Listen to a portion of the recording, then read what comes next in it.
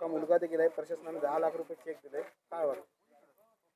मुलगा गेला, पण आता या समाजातल्या कोणी आत्महत्या करून अशी माझी इच्छा आहे की मनोज जरांगे पाटील दादा आपल्या पाठीमागे आहेत.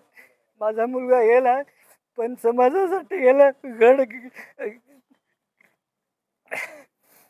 पैसे गेला, अशी परिस्थिती आमची झाली. आरक्षण कोणीही आता आत्महत्या करू नये, कारण माझ्या कुटुंबात माझी आई, म्हातारी आणि आम्ही दोघं, नवरा बायको, एक मुलगा, असे आमचे कुटुंब असून आमच्यावर हा डोक्याचा डोंगर आहे. आणि आमच्या घरातला कर्ता व्यक्ती गेल्यामुळे आम्ही आता ते सुधडीला, म्हणजे आम्हाला सवारणारा कोणी शिल्लक राहिला नाही. मरून दादा जरांगे पाटलाशिवाय भावना काही नाही. 2 वर्षापासून ज्या माणसांनी आमच्या उद्धवरावनी खांद्याला खांदा लावून या मराठा आरक्षणाच्या लढाईत वेळोवेळी हातगाव तालुक्यात सर्व टीमसोबत सहकार्य केलं, त्यांच्या मुलाने या आरक्षणाच्या सरकारच्या दिरंगाईमुळे आरक्षणाला पाठिंबा म्हणून त्यांनी स्वतःचं बलिदान दिलं. आणि त्यांच्यासाठी काल मनोजदादांनी मुंबईत जो 29 ऑगस्टचं याचा आंदोलनाचा हत्यार उपसलं, त्यानंतर शासनाने नमून सर्व महाराष्ट्रातील बलिदान देणाऱ्या नवयुवकांना धनादेश वाटपाचा आदेश दिला.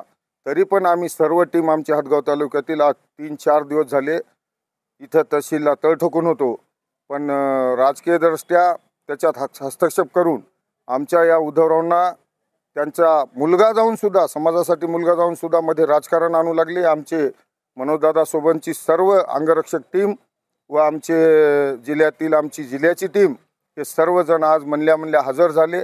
आज तहसीलदार मॅडमने सर्व महसूल विभाग, शासन विभाग झुकून आज आम्हाला आमच्या दादांना चेक देऊन न्याय दिला.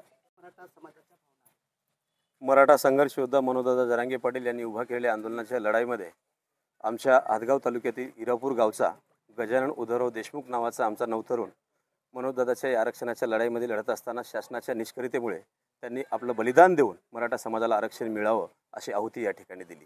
परंतु या शासन दरबारी न्याय मिळायला वेळ होता, म्हणून जरांगे पाटलांनी जवळपास 5 दिवसाचं कडक आमरण उपोषण करून शासनाला घाम फोडला आणि शेवटी शासनाने या आत्मबलिदान कुटुंबाला 10 लाख रुपये देण्याचा निधी मंजूर केला.